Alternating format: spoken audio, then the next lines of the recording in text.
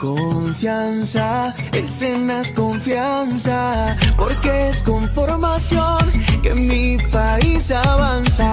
Cuando creemos, juntos creamos, porque en el SENA apoyamos las ideas de todos los colombianos. Cuando creemos, creamos, en el SENA somos emprendimiento, confiamos en tu talento. Formamos de manera correcta, le aportamos la legalidad, porque para que Colombia crezca, generamos progreso con equidad. Cuando creemos, creamos, en el SENA somos emprendimiento, confiamos en tu talento. Muy buenas tardes a todas las personas que se conectan a este live. Esperamos que se encuentren muy bien desde el lugar y el momento en el que se conectan. Bueno, esta es la magia finalmente de estos eventos. Lo puedes ver en vivo, participar con tus preguntas y hacer que esto sea una conversación, pero también queda allí en la nube para que lo puedas consultar cuando quieras y aprender de cine gracias a experiencias que forman. Mi nombre es Mauricio Romero Figueroa, yo soy el director de la Escuela Nacional de Cine y quiero hacerles una invitación calurosa y amable para que se reporten ahí en el chat y nos digan desde qué localidad, desde qué municipio, departamento, ciudad o incluso país están viendo este nuevo capítulo de Experiencias que Forman. Si es la primera vez que se conectan, incluso si ya nos han visto, pues les recuerdo que Experiencias que Forman es una estrategia de formación virtual creada a través de la alianza entre la Comisión Fílmica de Proimágenes Colombia, el SENA y la Escuela Nacional de Cine para compartir el conocimiento de los expertos y expertas detrás de las producciones que reciben los certificados de inversión audiovisual SINA y los estímulos del Fondo Fílmico Colombia. Recordemos que todos estos incentivos provienen de la ley 1556 de 2012. Esta aclaración es pues súper importante y pues para que entendamos que esta ley busca el fomento de la industria cinematográfica y audiovisual a través precisamente de beneficios que promuevan a Colombia como un destino de producción. Y recordemos cómo se relaciona todo esto que les acabo de decir con la charla de hoy, pues porque nuestros invitados participan de estas charlas porque el proyecto o los proyectos de los que fueron parte se realizaron gracias a estos incentivos. Antes de continuar, quiero enviar un saludo a todos los que están detrás de estas pantallas haciendo posible este encuentro, al equipo SENA, al equipo de la Comisión Fílmica y por supuesto al equipo de la Escuela Nacional de Cine. Por supuesto también un saludo a nuestro compañero de set, David Calero, intérprete de lengua de señas. Hola David, espero que estés muy bien. Ahora sí, empecemos. Hoy tenemos un par de invitados, como siempre aquí en Experiencias que Forman, muy especiales. Con ellos vamos a hablar de ese título que rodea nuestra charla. Si vieron la promoción en redes sociales, hablábamos de cómo llevar mi documental a plataformas. Quizá lo que muchos creadores y creadores quieren, que su producto llegue a muchas más pantallas, aparte por supuesto de las salas. Pues este es como un deseo y de eso vamos a hablar, de las implicaciones, de los retos, de los significados y sobre todo de los aprendizajes. Jorge Durán y Jaime Barbosa son los directores, ojo, escuchen, oído, del primer proyecto documental producido en Colombia para Netflix, es decir, el primer documental que podríamos decir hace parte de Netflix Originals. Se trata de la película Diomedes, El ídolo, el misterio y la tragedia. La película tuvo su estreno en el marco del Festival Internacional de Cine de Cartagena. Si lo están viendo en vivo, hace unos días apenas, pero podrá verse en Netflix a partir del 30 de marzo. Vamos a hablar tangencialmente de la película, pero no nos vamos a centrar en ella, vamos a centrarnos en su oficio como directores, como líderes del proyecto y del significado de llevar, como lo dice el título, en este live, mi documental a plataformas. Antes de iniciar rápidamente, porque estamos que no charlamos, quiero recordarte que el éxito de esta charla depende de tu participación. A través de las preguntas que nos hagas en el chat de esta transmisión, sale, recuerden, a través de las redes de Proimágenes en Facebook, SENA Comunica en Facebook y YouTube, y también en la Escuela Nacional de Cine en Facebook. A través de todos estos canales puedes escribirnos, participar y conversar con nosotros hoy. Entonces, bueno, no empecemos no continuemos de esta manera, sino dándole una bienvenida a Jorge Durán, nuestro primer invitado de hoy. Jorge, ¿cómo estás? ¿Cómo va tu tarde? Cuéntanos. Va muy bien, Mauricio. Acá editando más documental. Ah, qué bueno, mejor dicho, con la camiseta puesta. Siempre. Claro que sí. Bueno, Jorge Durán es un director precisamente especializado en documental y dramas basados en historias de no ficción. Ha trabajado en una amplia variedad de proyectos para DW, Pitchfork, HBO, Vice, A&E, Spotify, The New Yorker, Broadwalk, Westbrook y otros.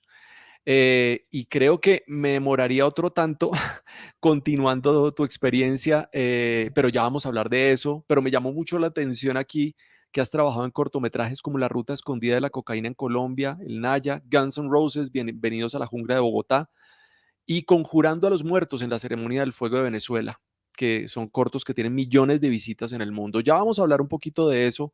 Por supuesto, tienes una experiencia mucho más amplia. Que te pido desde ya excusas por no No hay problema. ser justos con toda esa experiencia que has recorrido, pero bacanísimo tenerte acá. Y bueno, Jaime Barbosa. Jaime, ¿cómo estás? Entra Jaime, por favor, a la pantalla. Algo sucede con Jaime. Ahí está. Jaime, Hola, ¿cómo vas? ¿Cómo va tu tarde? bien, muy tranquilo. Todo bueno, muy bien, muy tranquilo. Afortunadamente tuve la oportunidad de ver la película allá en Cartagena. Nos saludamos ahí de lejitos. Rápidamente les cuento, Jaime Barbosa estudió en la Javeriana, Artes Visuales con énfasis en audiovisuales, fundador del proyecto Amplificado TV. Recuerdo haber visto varias de esas cápsulas de música para bandas en formato de cortos documentales por allá hace casi una década. Inició el Festival Llavería, una plataforma de difusión cultural, la cual en 10 años ha difundido más de 200 proyectos musicales nacionales e internacionales, realizador audiovisual de más de 30 piezas documentales para Vice Colombia y últimamente ha dirigido proyectos para diferentes organizaciones, Arcadia, la JEP y Dínamo. Bueno, muchachos, ¿habían trabajado juntos? ¿Habían trabajado juntos? ¿Cómo se encontraron? Porque yo creo que antes de hablar de la película y antes de hablar de cómo llevo mi documental a plataformas, ¿cómo es que se encuentran precisamente? No sé, Jorge, veamos tu lado de la historia. No, pues sí, trabajamos juntos en la misma oficina, curvo de tiempo, ponle casi 4 años, si no estoy mal. Eso fue, y, y tuvimos una relación profesional muy especial, digamos, porque eh, digamos como que con Jaime pues terminamos colaborando en pre, en pro y en post, ¿no? En diferentes piezas, cometiendo muchos errores, aprendiendo de esos errores, ¿sí me entiendes? Pero siempre tuvimos una sinergia especial, o sea, tenemos una sensibilidad muy parecida con el tema de narrativas, con el tema visual, con el tema rítmico, y con temas de identidad nacional también, la verdad. Estamos muy alineados en muchas cosas y siempre trabajamos muy bien juntos, la verdad. Buenísimo. Jaime, una cosa, codirigir, porque una cosa es trabajar juntos en la misma oficina, pero llegan a un proyecto a codirigir. ¿Cómo se codirige un documental? ¿Cómo se juega en eso, en acordar una visión y una mirada?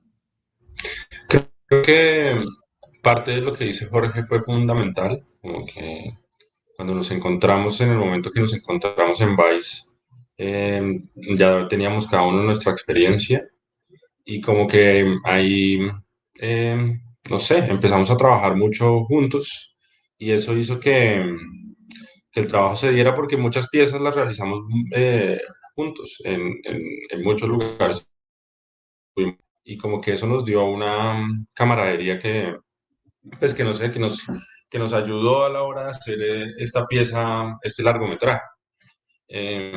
Pero pues lo vital es saber cómo escuchar como las opiniones que tiene cada uno, porque pues realmente son como, cada uno quiere como resolver el problema, ¿no? Como resolver la pieza. Entonces, como que cada opinión va a eso, ¿no? Como a aportar y como a sacar la pieza adelante y a resolver los problemas que se nos enfrentan en cada rodaje y pues que siempre tratamos como de mejorar. Bien, escuchar y bueno, has dicho algo que me parece súper interesante que es como resolver los problemas que, mejor dicho, como que la que manda es la historia, la que manda es el documental y no la urgencia por tener mi mirada, sobre todo cuando estoy con otro codirigiendo. ¿Qué dices tú de eso, Jorge? ¿Cómo lo complementas? No, de acuerdo. Y es que la verdad, o sea, Diomedes fue un camello de 3 años largos, que la verdad necesitaba 4 ojos. Es que ni siquiera era, yo creo que era una necesidad, ¿no? Porque es una historia gigante y es una historia épica. Y bueno, aparte de que la conceptualización la hicimos juntos y la planeación y bueno, por dónde lo cogemos, no sé qué, literalmente ya a la hora de estar metidos ahí en eso, se necesitaban 4 ojos porque era mucho material, eh, era como mucha, tocaba tomar demasiadas decisiones y el tema de la confianza, ¿no? O sea, nosotros llevamos trabajando tanto juntos que de alguna manera pues siempre va a haber una sinergia y yo las decisiones que toma Jaime pues las respeto, ¿me entiendes? Y sobre todo tenemos la confianza para que sean a nombre de los dos de alguna manera también. Sí, eso es súper clave. Bueno, entonces vayámonos a la historia de origen, como hablan los de los cómics. Vamos a la historia de origen. ¿Cuál es la historia de origen de esto? ¿A quién se le ocurre? ¿Los llaman a ustedes para hacerlo o ustedes traen esta idea, la hablan con, digamos, como con Dynamo, que está también detrás de todo este proyecto? Jaime, cuéntanos un poco esa historia de origen. ¿Cómo se les ocurre a ustedes meterse en este tema? Eh, Como que fue una noche donde como que muchas ideas como que se cruzaron y, y siempre habíamos querido como, pues sí, Diomedes nos parecía un personaje súper interesante en todo sentido. Y una noche como que se vino un referente a la cabeza de nosotros y como que se planteó como de esa manera, como ver al ídolo como desde diferentes puntos de vista, ¿no? Como desde diferentes ángulos. Y, y seguimos hablando cómo resolverlo, cómo era la mejor manera de contar ese tema y esa vida de Diomedes, ¿no? Y esas alegrías.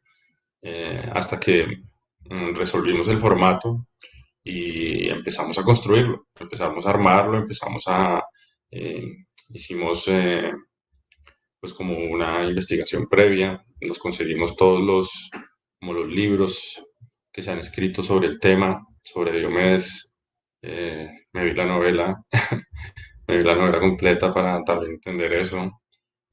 Sí, una investigación completa del personaje y de ahí y todo el archivo que teníamos como en web, no necesariamente como en legal, se armó un teaser, como con todas las imágenes, se armó como una idea de lo que queríamos y esa idea visual fue la que propusimos, la que decidimos cómo ir adelante y proponer como nuestra visión de este personaje.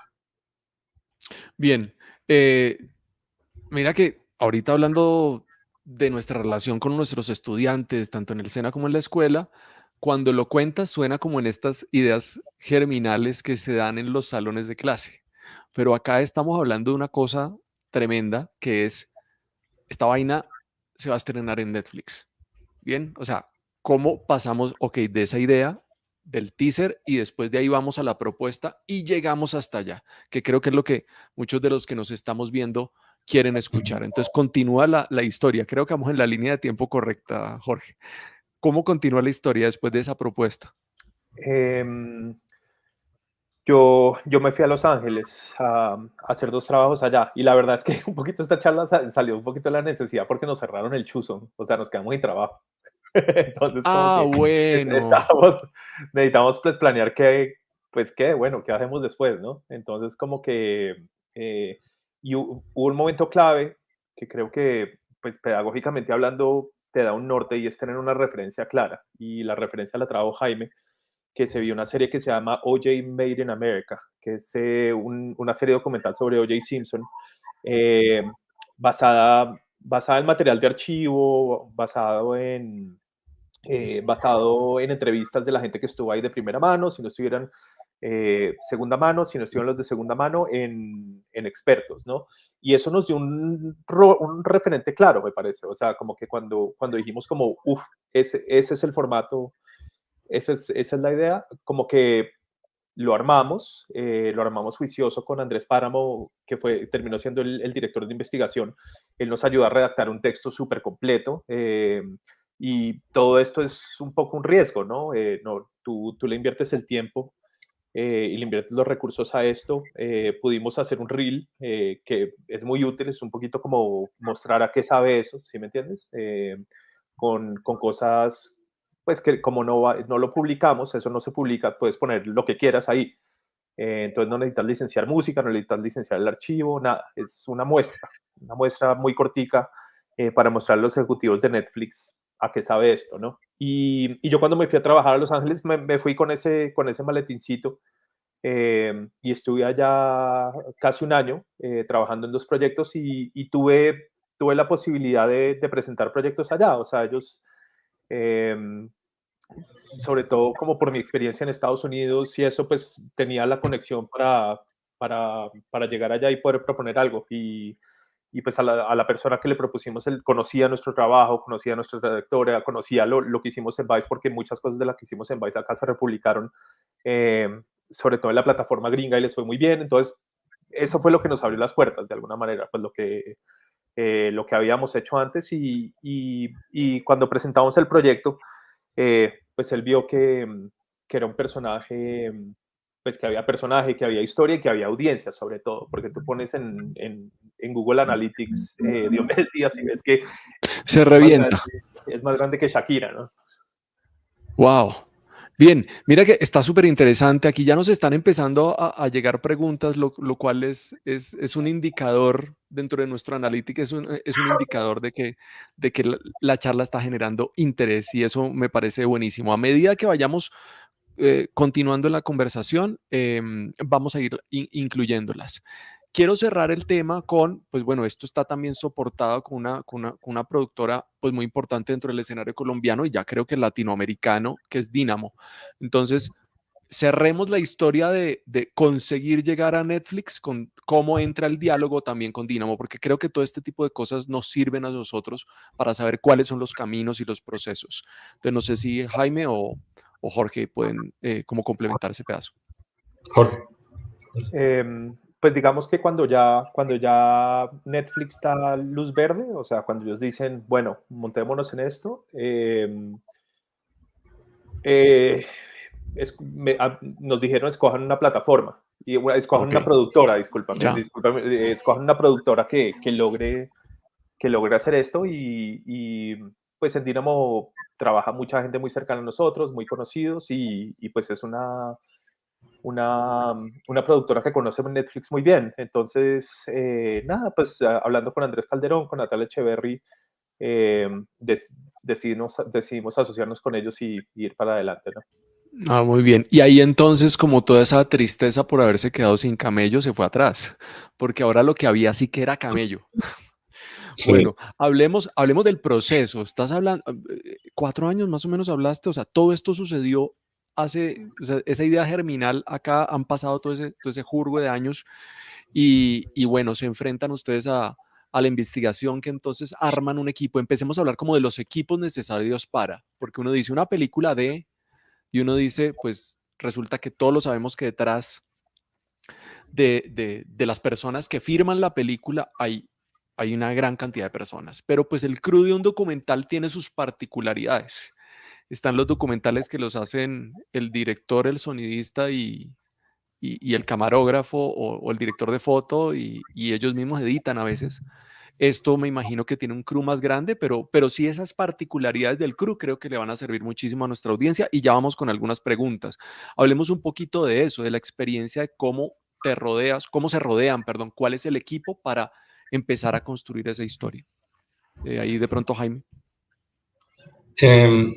Pues sí, apenas como que nos dieron como vía libre, creativa, pues empezamos a plantear los equipos, los pequeños equipos que deberían ir en cada parte del documental, ¿no? Entonces decidimos un equipo de investigación que estaba a cargo de una persona que era Andrés Páramo, con el que empezamos a plantear la idea desde el principio. También un equipo de producción, queríamos un equipo de productoras que se encargaran de conseguir todo el archivo necesario que íbamos a solicitar. Eh, También estábamos pensando ya en el equipo de grabación, en el director de fotografía, que fue Mauricio Vidal.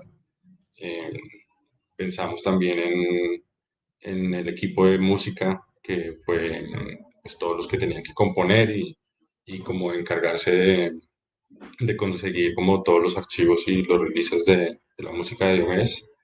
Eh, y pues la composición que fue muy importante que se la dimos, pues que escogimos a Luis Álvarez para que pues, creara como todo un mundo de vallenato oscuro, ¿no? Que era como una de las propuestas que también teníamos. Entonces, básicamente era como escoger el equipo ideal que nos ayudaran a cumplir como esas propuestas creativas que habíamos formulado mm, desde el principio y las que prometimos que íbamos a cumplir a la hora de hacer el documental. Entonces, pues ese equipo, armarlo fue muy valioso porque pues fue el equipo, la base que nos hizo trabajar 3 años, ¿no? Y lograr como el material final y la pieza final. Bien, Y hay ibas a algo, decir algo, Jorge. perdón Mauricio, que hay algo que pues Jaime y yo estábamos acostumbrados a hacer documentales donde íbamos los dos. Claro, ¿Sí me entiendes? Como que si acaso un presentador o si estábamos con buena plata un sonidista y ese era todo el lujo, ¿me el entiendes? crew pequeñitico, lo Sí, justo. claro, sí, Ujú. eso hicimos muchas piezas con las uñas, ¿no? Entonces la verdad, nosotros venimos mucho más de ese mundo eh, y esto fue como, wow, o sea, como que teníamos un camión, Tenemos los juguetes, no lo podíamos creer, sí. Todos los juguetes, sí. tenemos los juguetes y camión, Ajá. completico. Exacto. Bueno, no, claro, no, pero ahondemos un poquito sobre eso. Yo creo que nos interesa eso porque cuando estamos estudiando y cuando estamos arrancando nuestra carrera, estamos eso, acostumbrados a trabajar con el equipo. A veces el director de fotos es un amigo y de pronto tiene unos cuantos juguetes y nos sentimos muy bien y rentamos algunas cosas. Pero bueno, ¿cómo se enfrenta ya cuando tengo los recursos? ¿Cómo no me abrumo y cómo, por el contrario, lo saco a mi favor para poder dedicarme a la narración y a la historia, sobre todo del tamaño de esta peli? Em, pues no sé, digamos como que en algo que con lo que podría, cuando teníamos en el departamento audiovisual de Vice, en el momento en que estaba más crecido, pues teníamos muchas unidades chiquitas trabajando al mismo tiempo, ¿no? Entonces, no es algo tan diferente, digamos como que investigación está trabajando en investigación, producción está trabajando en producción, fotografía está trabajando en fotografía, post está trabajando en post, etcétera, ¿no? Entonces, es un poquito tratar de estar en todo, pero no microgerenciar a todo el mundo. Al contrario, creo que nuestro modo de operar es más como, pues, un tema también de mucha confianza, porque pues estábamos en manos de gente muy buena, de verdad, o sea, como que sobre todo por la pandemia no tenía nada más que hacer, entonces como que les tocó trabajar con nosotros. y, y, y sí, y tuvimos la suerte de estar en muy buenas manos, ¿me entiendes? Editores de primer nivel, fotógrafos de primer nivel, Total, productores de primer nivel, investigadores de primer nivel. muy bien. Quiero conectar una pregunta que nos llega de Claudia Yasmín López González. Gracias, Claudia, por tu pregunta. Tú haces una pregunta muy general, pero creo que la podemos ir conectando y es, ya tengo la idea, ya logré que me la compraran, tengo productora, vamos a estructurar, por supuesto, ya hay una estructura desde ese teaser que ahorita comentaba Jaime, pero aquí Claudia dice, ¿hay pautas para elaborar un documental? Yo creo que es una pregunta grandota, pero tratemos de encajarla para el proyecto. Bien, O sea, ¿cuáles fueron las pautas que ustedes siguieron o cuál es la línea o con la estructura con la cual ustedes abordaron esta historia? Y yo siento que también pensando en que es una historia que va a salir con unas particularidades y es que pues tiene un personaje muy particular, pero además una plataforma de difusión y distribución también que da también otras connotaciones, ¿no? Entonces, ¿cómo afrontan esto para responderle un poquito a Claudia? Como las pautas o las estructuras, ¿cómo ustedes asumieron eso? Si quieres, Jaime, y Mm, complementa después. sí, pues como lo usual, la investigación nos dio mucho, ¿no? Y como que a partir de la investigación logramos plantear una escaleta que nos ayudó a, pues, a generar como unas escenas y unas partes. Pero yo creo que lo interesante es cuando planteamos el proyecto desde un principio, parte de la propuesta narrativa y visual era eh, cuál es el material que vamos a usar para contar eso, ¿no? Y cómo vamos a grabar ese material o qué material vamos a tener para poder lograr esa escaleta que lleguemos a plantear. Entonces, como que esas bases que nos planteamos desde un principio creo que son muy claves a la hora de, pues, de elaborar las pautas del documental. Entonces, como que una pauta era lograr entrevistas a personas que estuvieron de primera mano con Diomedes. Y plantear qué tipo de encuadre queríamos, con cuántas cámaras queríamos hacer esa entrevista, y cuántas fuentes íbamos a utilizar para contar toda esa historia, ¿no? Ese era un tipo de material que íbamos a usar que hace parte del documental. El segundo material que teníamos muy claro que íbamos a usar también era el archivo. Todo el archivo, queríamos hacer un trabajo muy juicioso de archivo. Y sabíamos que Diomedes es como de las personas en Colombia que más tiene archivo. Entonces también como que fue una parte interesante de escoger el personaje. Sabíamos que podríamos encontrar muchas cosas valiosas, de música en vivo y pues de muchos temas que lo rodearon, ¿no?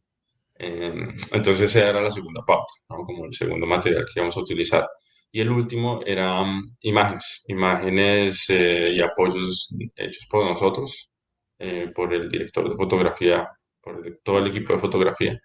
Eh, y eran básicamente locaciones de todos los lugares donde estuvo Diomedes o hizo parte de la vida de Diomedes. Entonces fuimos a muchos lugares donde sucedieron los hechos de muchas situaciones en las que él vivió.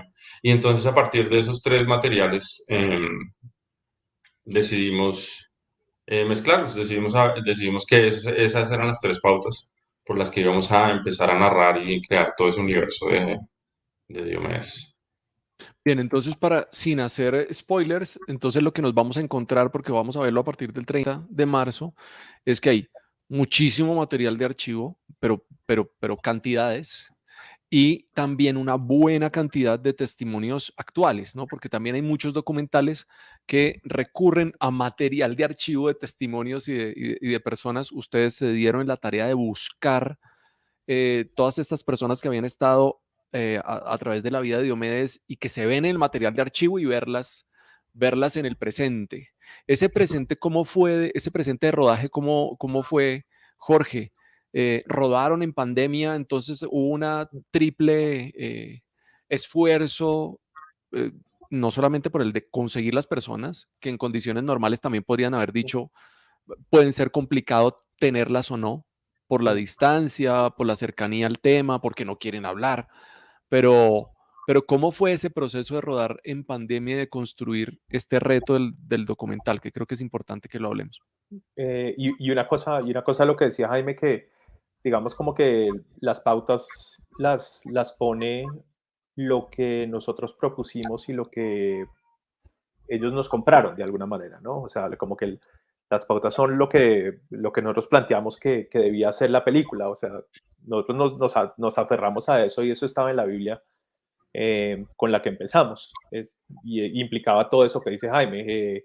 Eh, el, Visualmente va a ser así, el que nos va a hablar va a ser asado, o sea, como que tú en papel tratas de poner hasta el más mínimo detalle y te aferras a eso y esa es ese texto te da una ruta, ¿no? Y ya cuando estábamos grabando, eh, Pues no sé, la verdad fue un poquito angustiante lo de la pandemia, sobre todo como había gente que nos cancelaba, como que no quería que entrara un equipo de grabación a sus casas, o entonces en ese sentido pues no fue tan fácil, pero la verdad tuvimos todo el cuidado, o sea, con Dynamo, es más, tenían un experto en Bioseguridad. bioseguridad ahí montado en el camión. Es el nuevo gran rol, el nuevo gran rol Exacto. que llegó, o sea, Eh, DIT, experto en bioseguridad. exacto. Y, y ya, pero no creo que fue, o sea, digamos como que ya cuando ves la película ni te enteras de eso. O sea, si acaso habrá un B-roll por allá en Aracataca que se verá un tapabocas por allá en el fondo, pero no es una, no fue una cosa fundamental, digamos, en la historia del rodaje, ¿no?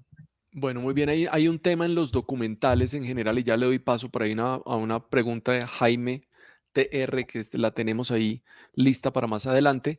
em, y es que bueno, todas las películas, incluso pues las de ficción, pues tienen varias reescrituras, miles de reescrituras de guión, la reescritura que sucede en el propio rodaje y la reescritura en el montaje. Pero viendo esto, yo digo, porque privilegiado lo pude ver, el documental y lo van a ver ustedes, pues se siente que hay un trabajo muy, muy, muy fuerte en la sala. Bien, ¿cómo es ese reto de encontrar tanto material y organizarlo de acuerdo a esa escaleta que estaba hablando Jaime? Pero ¿cuáles fueron los retos en la post que tuvieron ustedes? Mm, no, pues el reto, sí, el reto más grande fue ver todo el archivo que nos llegó de Diomedes. Sí, que ustedes Sí, también, cosas, me imagino que no habían visto. no, unas cosas increíbles que no pudimos usar tampoco. Pero sí, básicamente, a ver, eso fueron como 5 días de material entero, más o menos. ¿Eso son cuántas horas? Bueno, un montón. Y pues revisar 5 días completos de cosas es complejo en la vida de Diomedes. Y entonces la clave era uno de los retos que nos enfrentamos al principio con todo ese material que nos llegó fue lograr ponerlo cronológicamente, ¿no? Cómo darle sentido a toda la vida de archivo de Diomedes. Y ahí volver a reeditar, como ir haciendo como siempre una reducción de esa temporalidad de archivo que logramos y cómo la vamos reduciendo como a un extracto muy fino de archivo que nos sirva completamente para la narrativa de lo que queremos. Eh, sí, como todo ese tiempo de depuración de archivo, creo que fue el reto más grande que tuvimos y pues ya después mezclar todas esas pautas que nos planteamos, ¿no? Las entrevistas que nos unieran todo el tema y que el archivo nos diera como un respiro a esas entrevistas y al mismo tiempo entrara la música y que la música dinamizara muchas cosas del B-roll que grabamos para también meter a la gente en ese mundo en el que vivió Diomedes. Entonces como que sí, siento que como todo ese trabajo de montaje y depuración de todo el material fue un reto gigante. ¿Qué Y reto le suma? ¿Qué reto le suma Jorge ahí a eso? Que me imagino que no, pues muchos yo más. diría que el guión de verdad se escribe en post, en documental, ¿no? O sea, tú planteas unos puntos de historia o unos beats, como le dicen los gringos, y armas como una escaleta basada en eso y en eso basas la entrevista y empiezas a buscar archivo basado en esos temas específicos, ¿no? Pero ya cuando tienes veintipico entrevistas, algunas de casi 2 horas, cuando empiezas a seleccionar y armar la narrativa a partir de eso, ahí es cuando armas el guión de verdad, ¿no? Y eso es lo que esa columna vertebral, que son las selecciones de las entrevistas, es lo que te marca, pues tú quieres apoyar es eso, ¿no? Quieres apoyar ese discurso en imagen. Entonces, post es fundamental. O sea, Jaime fue editor, yo fui editor y sentimos que digamos, como que el trabajo pesado intelectualmente hablando se hace ahí, ¿me entiendes? Y tuvimos la suerte de tener dos editores muy buenos que le metieron la ficha y, y pues nada, tuvimos la suerte de trabajar con ellos y de poder clavarnos con ellos y la verdad es que no es una cosa que haces en una semana, sino que fueron meses, ¿no? Y tratando diferentes estructuras, tratando de generar pues un arco narrativo coherente, con tensión, que entretenga y que te eche el cuento bien, ¿no? Que eso es al final el punto de esto. Sí, que te eche el cuento bien y aquí, digamos, con pinzas, sabiendo pues que el documental no ha salido al aire y no queremos revelar mucho, pero sí, digamos, como que hay un reto grande de encontrar equilibrios en la narración y en el mensaje que se quiera dar, ¿no? El tema ¿cómo lo digo? Pues como lo mismo que dice el documental se llama Diomedes, su legado, perdón, Diomedes, el ídolo, el misterio y la tragedia, ¿no? Entonces, ¿cómo conviven eso dentro de un arco? Y creo que probablemente ese fue uno de los retos, ¿no? Está la discusión que creo que la tenemos que poner, digamos, sobre la mesa y es la posición entre el artista y la persona, que me imagino que estuvo todo el tiempo rondando por sus cabezas. Tratemos de hablar un poquito de eso sin revelar un poquito lo que va a ser el documental, pero me imagino que tiene que ver, yo creo que no es el reto solamente de ustedes, sino es el reto en general de cuando trabajamos con la realidad, ¿no? Como documentalistas y al ser esta codirección. Entonces hablemos un poquito de ese oficio cuando yo me enfrento a un personaje que va a generar precisamente esas discusiones y esas conversaciones. Claro, la verdad es que no hay mucho misterio, ni nosotros estamos haciendo una investigación que estamos revelando, destapando una polémica nueva o algo así. Es más, hay 3 novelas, algunos libros, es un cuento que tiene 20 años, 20 y pico de años, no es una no es una chiva, digamos. No, pues ese no era el punto era coger una historia que mucha gente conoce y tratar de ponerla en un solo paquete narrativo, contenido, que se vuelva una cosa relativamente comunal, ¿no? Que le hable a una audiencia nacional, ojalá internacional también, pero la verdad eso es una audiencia nacional que digamos que conoce el cuento, pero que siento que hay, hay, hay una necesidad de coger estos cuentos como estas narrativas que son conocidas y son nacionales y ponerlas como en un formato que es de hora y 40, donde te lo cuentan con una introducción, con un nudo y con un desenlace, ¿no? Y ese fue el reto, no fue como, no fue nada como, vamos a contar algo que la gente ya sabe, pero cómo lo trenzamos para que quepa en este formato, ¿no? Bien. Oye, el estreno, pues fue como un preestreno en Cartagena, sabiendo que es un documental que ustedes lo producen, lo dirigen, lo crean para Netflix. ¿Qué se sintió verlo en una pantalla con público? Porque creo que no va a volver a pasar.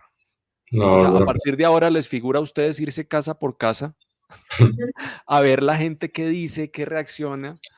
Y yo noté eso, noté lo que sucede en una sala, ¿no? Que hay gente que puede aplaudir, hay gente que hace gestos, hay silencios profundos. Yo quiero preguntarles precisamente porque esto está como raro, ¿no? Ustedes como cineastas están acostumbrados o estamos acostumbrados a que las cosas se ven en un teatro.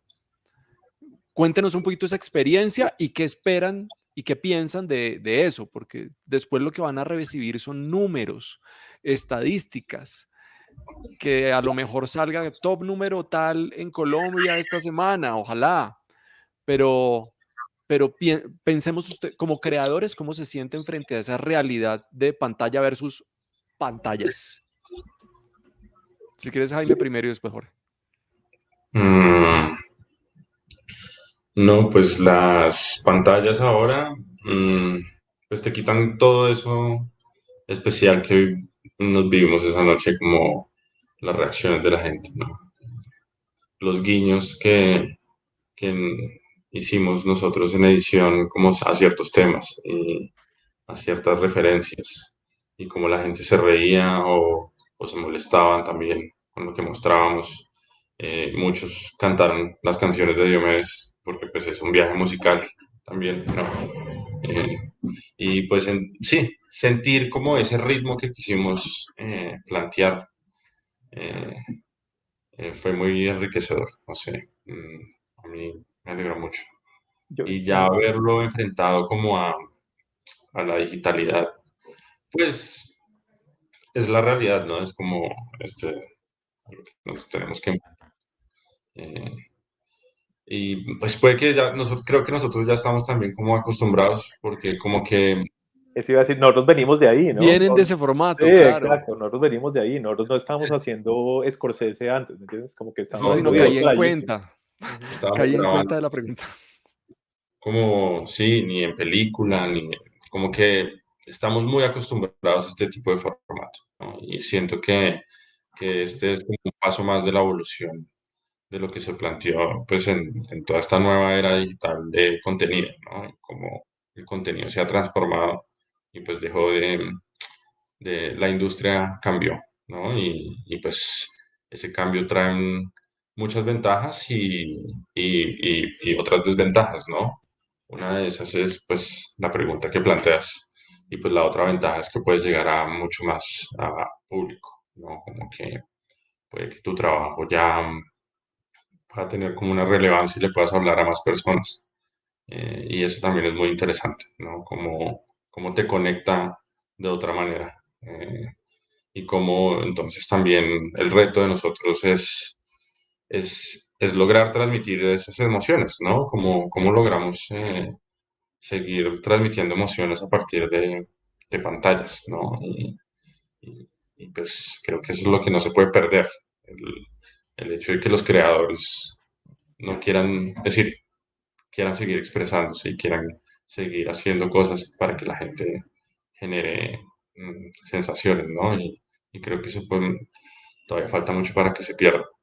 Lo que logra como la digitalidad es que lleves ese mensaje a, a mucho más público.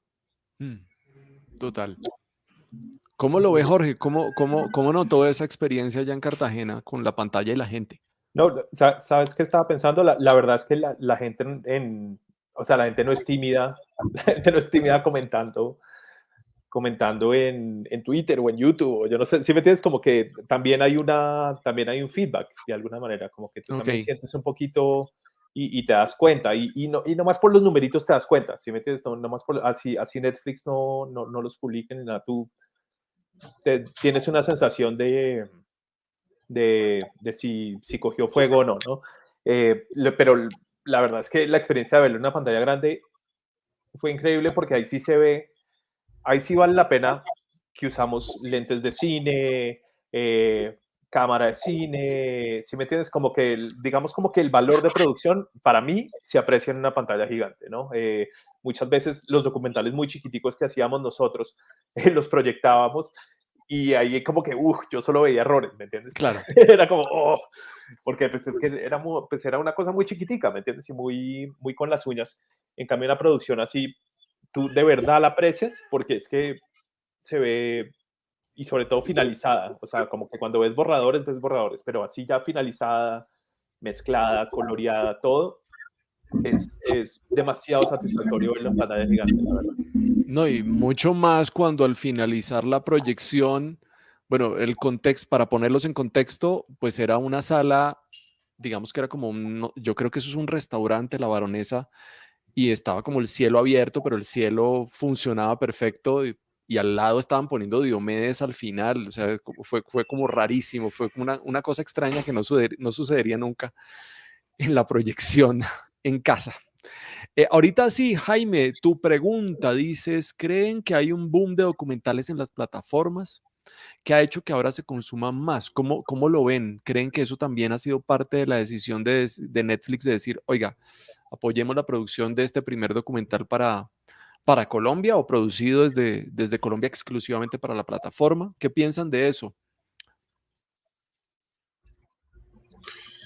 No, pues sin duda hay como un crecimiento de, no sé, siento que como que el documental de por sí existe desde hace mucho, pero siento que los recursos y como las formas de contar y las estructuras para narrar y todas las técnicas que se están implementando para lograr contar una historia de la mejor manera y de la manera más documental posible, eh, lo hace un formato muy interesante. Se pueden plantear muchos tipos de, muchos planteamientos y muchas estructuras y muchas formas de abordar un mismo tema, ¿no? Y como que ya no es un formato muy preestablecido, sino como que también se puede agregar muchas cosas de autor, ¿no?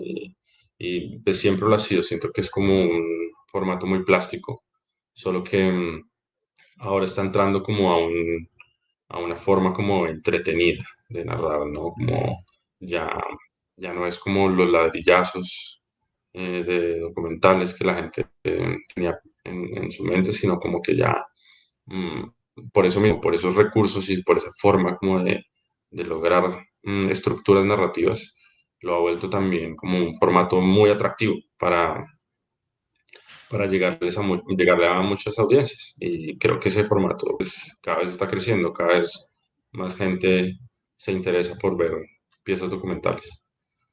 Hay un par de preguntas que voy a tratar de tenerlas aquí del público, pero antes no quiero irme. Esta charla se hace en el marco, digamos, también de los beneficios que tienen este tipo de producciones em, a través de la ley de cine y de los certificados. ¿Ustedes como directores tienen cercanía a esas negociaciones, saben de ese tipo de cosas o por lo menos alcanzan a ver los beneficios que tienen para el crew? ¿Eso permitió que se pudiera postproducir en otro lado o conocer personas más allá de haber hecho esta producción exclusivamente en Colombia? Cuéntenos un poquito de eso, no sé, Jorge. Em, bueno, pues yo no soy experto Sí, en ley ahí de digo. cine ni nada de eso, y la verdad eso es más de la productora, ¿no? O sea, Sí, son temas que maneja la productora, pero pues yo creo que para nadie es un secreto que la ley de cine y los incentivos tributarios que hay, pues cambiaron el panorama de la industria en el país. Eso pues es innegable, ¿no? Y a mí pues me alegra mucho que el documental ahora sea parte de eso. exactamente. Y pues claro, beneficia también a todas estas inversiones que pro- es Netflix de lo que estamos hablando Ujú. y probablemente esos dineros terminen reinvirtiéndose en nuevas producciones o incluso reinvirtiéndose en mejorar ciertos procesos de distribución. Ahorita sí, voy a tratar de ver cómo hago esta pregunta de Chris González, porque me imagino que está hablando desde su realidad. Dice, ¿qué tan buena opción para un documentalista primíparo es subir su producto a una plataforma?